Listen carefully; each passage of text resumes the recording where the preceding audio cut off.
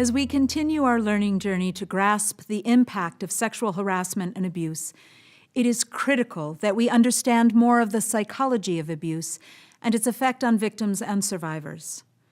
People who have experienced sexual misconduct and abuse are everywhere in our world, in our neighborhoods, in our workplaces, and in our ministries.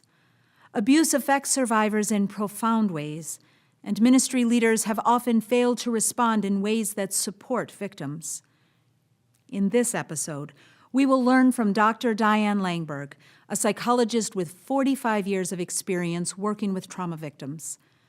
Dr. Langberg directs a counseling practice in Pennsylvania comprised of 15 therapists with multiple specialties. An advocate for victims, she is co-leader of the Global Trauma Recovery Institute at Biblical Theological Seminary and is a board member of GRACE, Godly Response to Abuse in a Christian Environment. She is also co-chair for the American Bible Society's Trauma Advisory Council and an author of multiple books, including Counseling Survivors of Sexual Abuse. This is a difficult topic, so remember to care for your soul. If this affects you in a way that you are not expecting, please don't hesitate to stop watching and return when you are able. Reach out and get help to process what you are feeling and experiencing. Let's continue on our learning journey now with Dr. Diane Langberg on the psychology of abuse.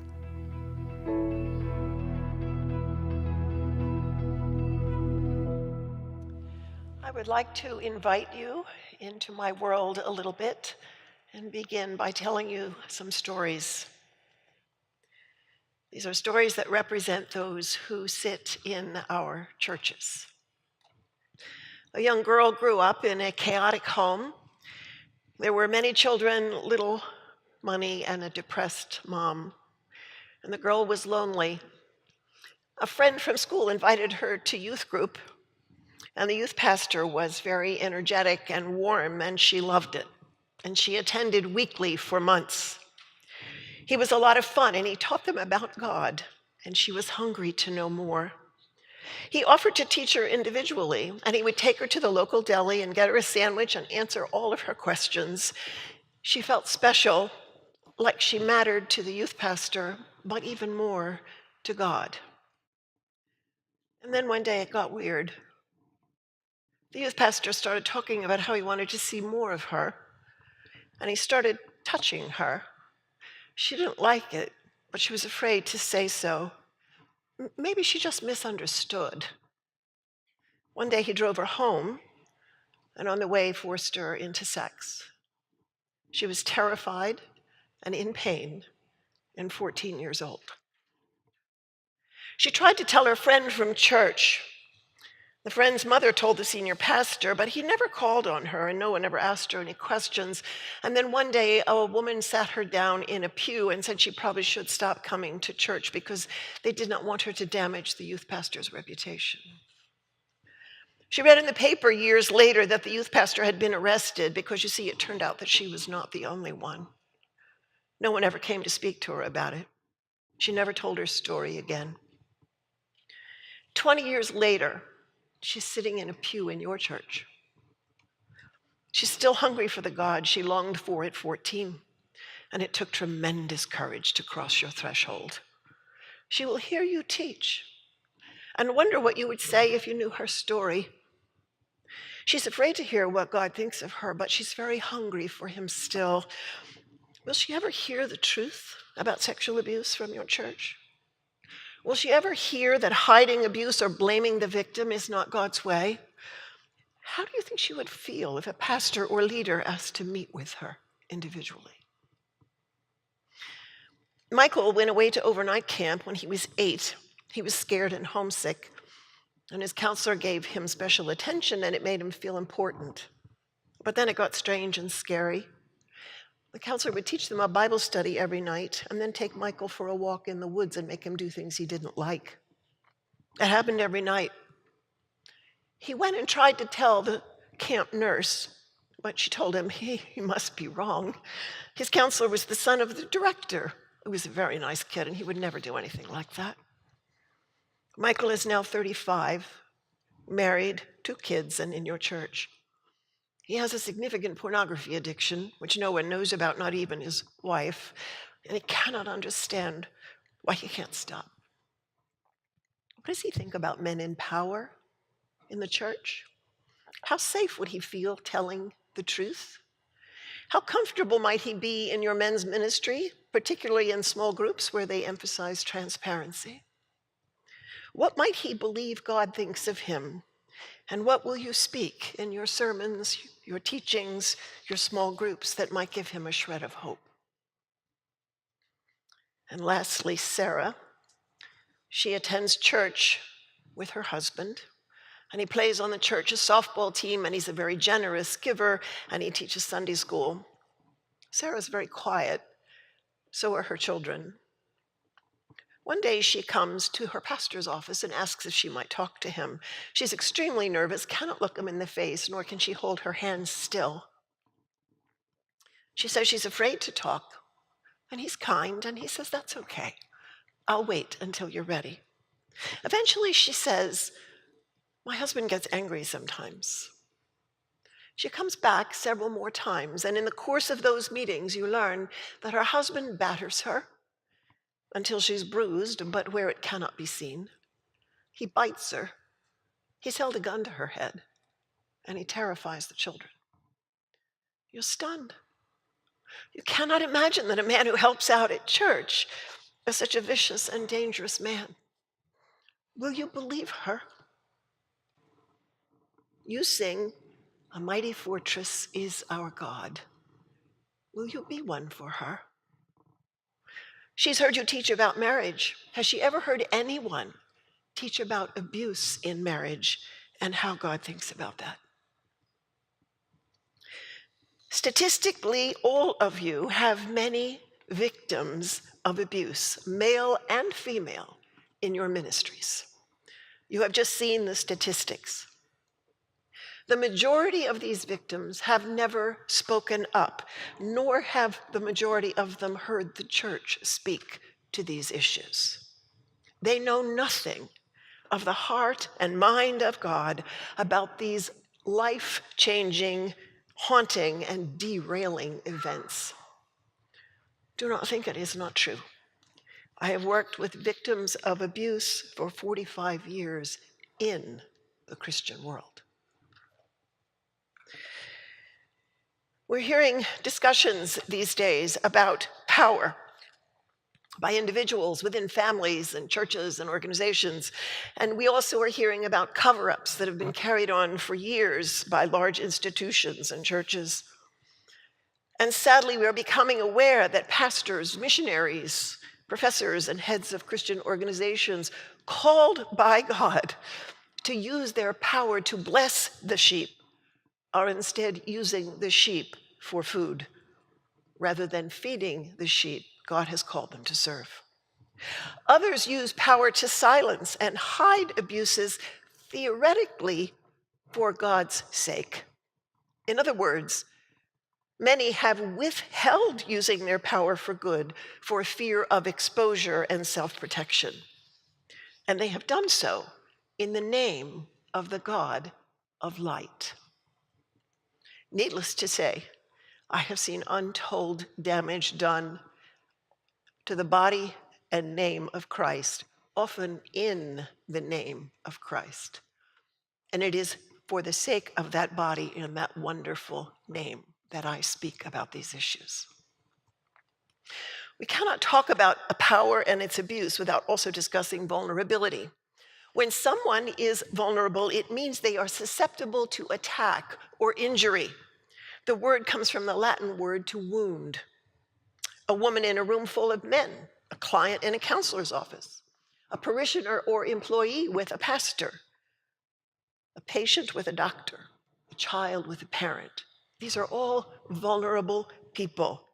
And whenever power is used in a way that wounds the vulnerable, that exploits trust, abuse has occurred.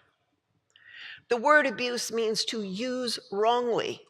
When a person with power uses another for his or her own ends, or discards or destroys another, abuse has occurred. The shepherd has used the sheep for food. Power comes in many forms. The most obvious, of course, is physical. The bigger and stronger have power over the smaller and weaker. Another kind of power is verbal. People who have a command of words, people who are articulate, can dominate a conversation, a room, a relationship, a group, and even a nation. We often use words to sway others toward what we want. And words can be used to influence, to shape, and encourage. Words can also be used to humiliate, deceive, and control. You think of the power, the verbal power of Martin Luther King and the tremendous influence he had. And then think of the power of Adolf Hitler's words and his influence for evil. Another kind of power is emotional. Spouses have this kind of power. I have emotional power with my clients. People can often exercise power by their moodiness, and all of us have known somebody like that, where everyone around them is sort of held in bondage to their feelings, and we walk on eggshells trying to protect a particular mood from falling. Spouses that punish by withdrawal and refuse to talk for days on end are often using emotional power to hurt. Preachers use emotional power to convince a church or an individual for good or ill. When emotional and verbal powers are combined in ways that tap into the longings of humans' hearts, the influence is great. Knowledge, intellect, and skill also bring power. If I'm smarter or know more, I have greater power in those arenas. Those with theological knowledge have theological power. It is often assumed they have the right to tell us what is true about God. The power of a pastor in the theological realm is intensified by the fact that many think he is speaking for God. Indeed, he may tell them he is doing just that. So the pastor says, go home to the man who is battering you and try to love him better. And you know what she says? Okay, because she assumes that he knows what God thinks. Many of us experience this imbalance when we're ill, and physicians tell us what's wrong and what we need to do to fix it. It's a very vulnerable place to be. And we trust them because we assume their knowledge and skill are held by a trustworthy person. Think Larry Nassar. There is power of position also, which can be literal, like a president or a pastor or a therapist or doctor or a parent. It also extends to reputation and status. So people who are labeled publicly as brilliant or successful or godly are accorded power simply by virtue of their position. Often we fail to wait to look for integrity of character. It is assumed. Multiple kinds of power can be combined in one person. Position, a dynamic physical presence, verbal skill, knowledge, the capacity to sway people is a phenomenal combination. And again, we assume such powers indicate character. They do not. For example, you take a dynamic physical presence, an articulate voice, emotional sway, and theological knowledge, and roll it up all together in the position of pastor, and put it in a room with a female, less powerful physically, a parishioner or employee with less power of position, whose struggle has perhaps rendered them somewhat confused, who is theologically less educated, and you have a setup for the abuse of power. Words, knowledge, skill, position, and emotion can all be used in concert to abuse a vulnerable child or adult. And all of these things we find difficult to believe, are endured by vulnerable human beings. They often result in traumatized human beings who live silently with the recurring, tormenting memories of abuse. It infects their sleep. It damages their relationships. It inhibits their ability to work. It torments their emotions. It shatters their faith. It mutilates their hope. And a recent study found out that those abused by religious leaders are as symptomatic as those who, as children, were abused by their parents. The profound impact of some religious leader abusing is almost untold. Trauma is extraordinary, you see, not because it rarely happens, but because it overwhelms normal human coping. And this is the fruit of abuse covered up in God's name. The usual response to abuse is to try and remove it from the mind. Those who have been traumatized want to flee the memory, and we who hear their stories want to flee also. We find it too terrible to comprehend and difficult to put into words. We say it cannot possibly be so. The great tension is the futile attempt to silence the unspeakable while it continues to live on and sometimes scream in the mind of the traumatized. And that push-pull between the need for silence and the need to speak is the central dialectic of trauma. And that tension is not just experienced by individuals or families, but by churches and by nations. It is experienced not only by the abused, but also by those who bear witness to the trauma. The abuse of power requires three components in order to occur. One is the deception of self, then the deception of others, and then the coercion of others. The person abusing power is a deceived person. The abuse of power requires deadening one's ability to discern good and evil. Truth and lies become confused, sometimes reversed. Self-deception works in concert with temptation. So we convince ourselves of the rightness of actions that are in fact wrong. We use deception to say that our external circumstances justify our choices. A classic example is domestic violence. I hit her because she. Self-deception functions like a narcotic. It numbs us to the damage and danger of our own choices. If we engage in self-delusion long enough, we will, over time, lose our taste for the good and our power to loathe and run from evil. We silence the voice of God and our response of holy fear to that voice. The problem, of course, is that sin will hurt us. It will lead to death for us and others. As deception becomes a way of life, evil then becomes presumptuous, planning and actively participated in. And having deceived ourselves, it is not really very hard to deceive others, because we use our status and knowledge, our personality and skills to cover who we are, and we present ourselves as being for others rather than as a user of others. And so we think a brilliant preacher cannot possibly be an abuser. A charismatic businessman who gives generously cannot possibly be abusing his children. An outstanding coach cannot possibly abuse boys. We in turn then allow ourselves to be deceived by the deceiver because we want what they promise and what they do for us, and we assume they are good. But in fact, they are a prowling wolf. These deceptions occur in Christian institutions.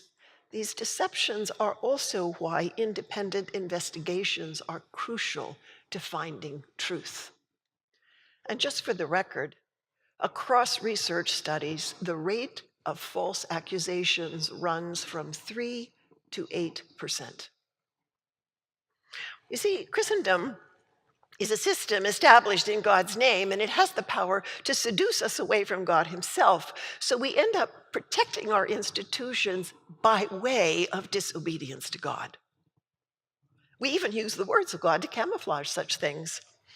And I fear many of us have confused Christendom with Christ. They are not the same. They have never been the same. Institutions and ministries and systems are not Jesus Christ, nor is Christendom the same as the living body of Christ. Jesus himself told us that. He said, there are tares among the wheat There's wolves among the sheep, and there's whitewashed humans, which means they look good, posing as believers, sometimes in leadership. Christendom, like all threatened institutions, tries to protect itself. If you doubt that, I invite you to stand with me and watch when a case of sexual abuse by a leader is exposed and observe what happens. Speaking truth is often considered a threat to the church. It's a mind-boggling reaction when God makes it very clear that the true church is to bring light into darkness. That means seeing what things really are and calling them by their right name. I fear a portion of Christendom today has become less interested in truth and more interested in power. We have acquired fame and money and status and reputation and little kingdoms, and at the same time, we are steeped in pornography, our marriages are failing, and we defend leaders in our organizations and pulpits who feed off the sheep. Christendom is not Christ. We must not be deceived. Systems and people in power often respond to the wounded ones as a disturbance to an important mission. The disciples thought this, even though they'd walked with Jesus and watched him with the little and the helpless and broken. The God of all power used his power to bless the little. The presence and requests of the little ones, however, were deemed a disturbance by the disciples. Jesus said, "Do not get in their way, because such is the kingdom of heaven." What? The kingdom of heaven? How could that be? Are not kingdoms to be great and powerful? Does not their request derail us from the more important matters?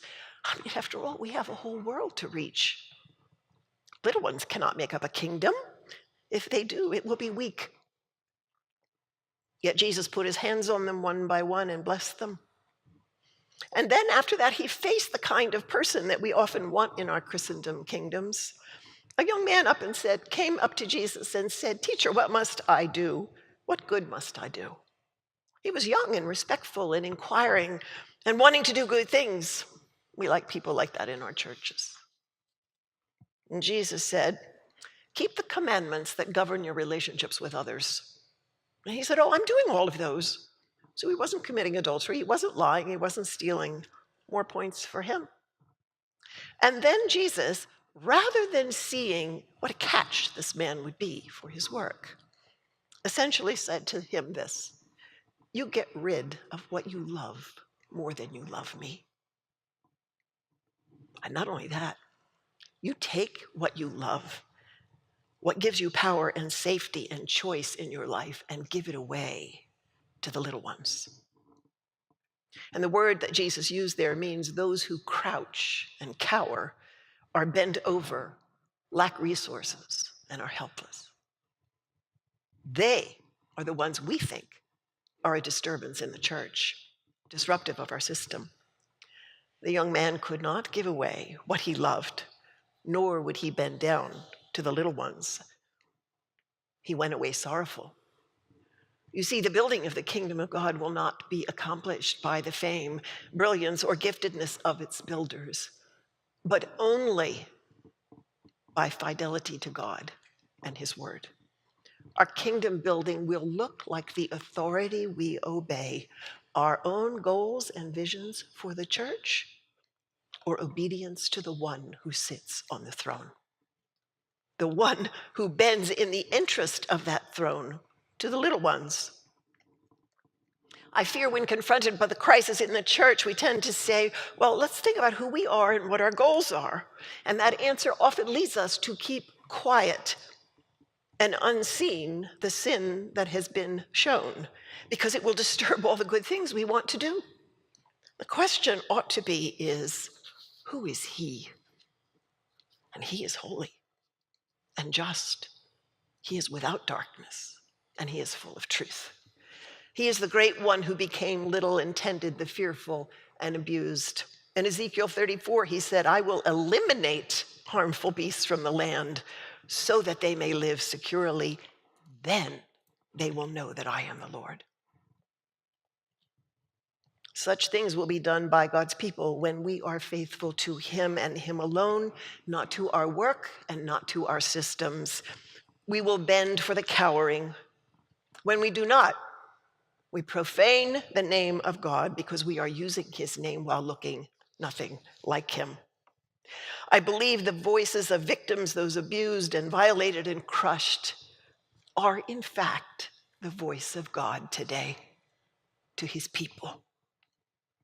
Those we want to silence, he is turning on his light, exposing us through them, pointing out the cancer, and calling us back to himself.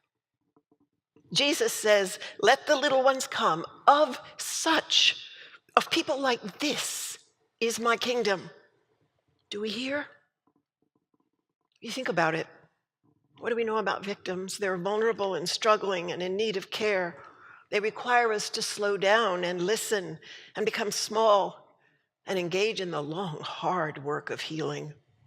Has it occurred to us that they are actually God's voice calling to us?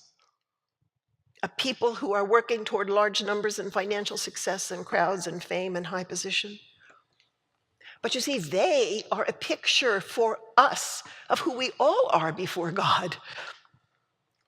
And we are to be a picture to them of who he has been to us. He became small. He was not part of the group in power. He had no financial success, and his fame was at best mercurial. And for whom did he come? He came to those who required him to go from the height to the depths, for those who were small, for us. Do you see? By silencing victims, by rushing to protect our institutions, we are completely missing our Savior God. And he came to us through the little and the crippled and the fearful, and those are the places that he wants to show us who he is. They are the voice of God to his people. These are the places he calls us to so that we might show the world who he truly is. I fear we have often rejected his invitation. We see such service as beneath us or destructive. It will slow us down. It will hurt the name of God. But the truth is, it is the place where the name and character of God are most clearly revealed. Much of Christendom today is in turmoil, trying desperately to protect her name and her reputation and her institutions. Those are not the things that God has called us to. The call of God is in the voice of the little ones, to listen to the voice of the abused, to go to places where souls are being damaged, to bend and go slowly,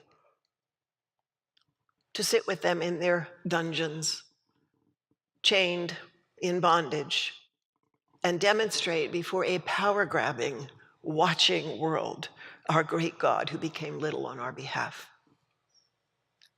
I'm going to close with one more story. I was in Bulgaria this year teaching on trauma for those who are working with trafficked women. And I learned this. During World War II, Bulgaria formed an alliance with Nazi Germany.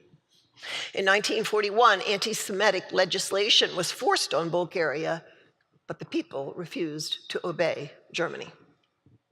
In 1943, they were told to deport all non-Bulgarian Jews to Treblinka, which was a literal killing camp. High-up political figures forced the government to cancel the deportation and defy Germany yet again. They protected the Jews. A third time, the Nazis came to Bulgaria and demanded that all the Jews be boarded on railroad cars and headed for labor camps. And this time they were. They were marched across the country and put on the cars. But several powerful men, military, legislator, religious leader, came with them and stood on the railroad tracks. And they said this: you can take the Jews, but you must kill us first. And they wouldn't move. The Germans released the Jews. Bulgaria is one of two allies of Nazi Germany that did not turn over and annihilate the Jews in their midst. Elie Wiesel, Holocaust survivor, said this: I swore never to be silent whenever human beings endure suffering and humiliation. We must take sides. Neutrality helps the oppressor, never the victim. Silence encourages the tormentor, never the tormented. Sometimes we must interfere. Bulgaria did so. In 2013, Bulgaria celebrated the 70th anniversary of those refusals to bend to an evil power. It is beautifully called the ceremony of the ungiven. Should not our churches be a refuge for those who have been exploited and abused, sometimes by our own leaders? Should not victims and vulnerable people be the ungiven of the body of our Lord? How is it that we, the people of God, have children and adults being abused in our sanctuaries? Sanctuary? The very word is blasphemous. And when we learn of such things, we hide them? Do we really think our God does not see? Our God of the millstone? When you and I stand before God, we will stand ungiven because Jesus Christ stood on the tracks and said to his enemy, "You can take them, but you have to kill me first." And he did. Are we not to be like him? How is it that we protect abusers who will inevitably abuse again? Given the habituated deceptions that lie deep within, it is highly likely. How is it that we throw aside the abuse for the disturbance of our sanctuaries? The ungiven are not to be those who abuse no matter their power. The ungiven are to be those who are preyed upon. I fear we often get it backwards. We will not sacrifice those in leadership, those we're sure we know. Those who have power, they become our ungiven rather than the victims we freely dispose of for the sake of God's work. By the blood of Jesus, you and I are now part of the ungiven. May we work as he did to care for those who have been sent away, sometimes by us. May we have the humility to acknowledge our wrong actions and ungodly silence, which has damaged precious souls. And may we be those who go out, as he did, looking for the lambs who have been wounded by wolves dressed as sheep. And like our Lord, may we bend down to carry them to a refuge from which they will never be given. Thank you.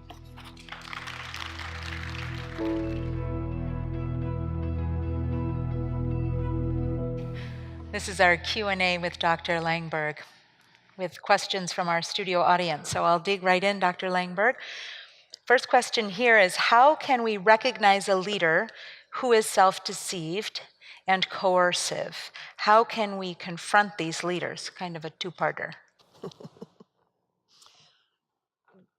You will see evidence of deception and probably coercion, yes, in many ways, but usually it means someone who will not be confronted with anything, or who will let themselves be confronted, but you will never see any change. It's like it goes splat and falls off. And coercion is when, even though it's presented in a certain way as if to invite either criticism or questions, again, the outworking of that is they're really not acknowledged or whatever. Oftentimes people are confused by the persona of a person who seems welcoming or interested or everything else, and then they, over time, realize nothing is going in, nothing is changing. All of us have expressed concern about this behavior or these kinds of verbal treatments, but nothing happens. And you have to watch it over time. A lot of people ask me about narcissism in Christian leaders. And just to give you some information, if you Google my name and narcissism, a video will come up that will teach you about that, and it will include a lot more in-depth information that would relate to this question. It's wonderful to have those tools, resources for further reflection and understanding. So this question is, around how should one respond if one becomes aware of potential inappropriate behavior by someone in leadership or in the congregation. What I would do is bring somebody else into the loop. It's not something I would do alone. Yes. This is what I'm dealing with. Somebody that you've known, somebody that you trust, somebody that's not so vested in the person that they won't believe anything that anybody else says or whatever. Could even be an outside person. And people will often consult with people in my office over situations like that. We don't know what to do with this. We don't know how to proceed. What are the options? But don't do it alone. You need other eyes and ears and prayer and things like that before you deal with something like that. And then if in that small portion of the time when it shows that it's not true and the person's reputation is damaged, do you have counsel on how to proceed with that sort of scenario? Well, sometimes things have happened, for example, that have been offensive to someone. Let's say a pastor with a woman, and the woman has been offended by something and it felt sexual to her, but when you really look at it, it wasn't. But you have a pastor who's a little tone deaf relationally and doesn't understand his impact. And that can be a very damaging setup for both of them, because she's going to feel not heard and he's going to feel blamed for something that he wasn't doing, but his relational skills are not so good and he affects women in certain ways. And so those are very difficult things. And again, I wouldn't do that alone. If a church has other leaders or elders, you probably would see that kind of relational deficit across situations, not just with women, and that obviously needs consideration and work, because if the man's going to be a shepherd, he needs to know how to relate to people safely and well. At the same time, the woman has had a certain impact, which was not an intended or deliberately sexual thing, but it went in that way. And so you don't want to discredit the impact. You're not saying it's the intention, but you are saying it's the impact. Those are very dicey and subtle in many ways situations. And again, those are things that I think inviting other people in to help think it through and look at the bigger patterns in both people is very important. I think that's such a great key point that you bring up of the intention versus the impact, because then that helps that pastor who perhaps has got his guard up now to really have more self-awareness and understand the effect that they may be having, not only on that particular woman, but on others as well. Could be a real learning or growth opportunity. Absolutely. That's great. So this is around the victims. This person is asking, how can church leaders create a safe environment for victims to share their stories and receive healing? If you have any particular contextual thoughts around that. Part of the way you create a safe environment is, first of all, to talk about these subjects so people know it's allowed. Most victims of sexual abuse, male and female, that I've seen through 45 years have never heard a pastor speak to these issues, ever. They don't even put it in a list. A woman who ran a national women's thing, when my first book on sexual abuse came out, Counseling Survivors, she called me, she said, I read it on the plane to California and it's just great and I'm so glad you wrote it and I'm so glad we don't have this in my denomination. So I said, do me a favor, next time you go around to these women's meetings and you list the things that women struggle with, just throw sexual abuse history into the list. She called me 3 months later and said, I don't know what to do, they're coming out of the woodwork. Yeah. Just by naming it, they felt free to come forward. So that's one way to start, but you do that with things in place. I would first of all connect yourselves with people in the counseling field and professionals who work with this, so you also have a place to refer some, and perhaps they could do some training. I've often suggested to churches that they have a group of men and a group of women who, I'll throw them a book list of 4 or 5 books and say, read all these books. And then when a woman is in a domestic violence situation or a sexual abuse situation, they are educated in a way of how to walk alongside. Even while they're seeing professionals for the situation as well, there's a body of people in the church that are safe and knowledgeable who can care for them, and it needs to be more than one or two, because sometimes people are significantly damaged, and it'll wear somebody out. And they need people to walk with them, but if there's 5 or 6 people available, it works better for everybody. That's wonderful advice. Thank you. This question is around youth groups. In our youth groups, we often talk about purity and not having sex until marriage, but rarely is violence or abuse included in that conversation. How would you advise youth leaders to approach this? It needs to be talked about. I have several staff that work with adolescents, and I can't tell you the adolescent girls who've come in who've been raped, sobbing, because now they're not a virgin, and they're not pure anymore. And the torment of that on a young woman's life is just unspeakable. So that needs to be talked about. First of all, these issues should be talked about with adolescents anyway. I mean, it's not like adolescents don't abuse others, they do. And so abuse needs to be talked about, rape needs to be talked about, and the fact that something is coerced means I rejected it. I didn't have the power to stop it, but I rejected it. And that division in the person needs to be really spoken about, because, you know, her purity, she guarded, but the wolf came and took it. She still has it, not in the physical sense, but in terms of her heart. And so that needs to be made very clear. I mean, that can affect not only their entire growing up, it spills over into their marriage and everything else. And they feel branded, and they're not.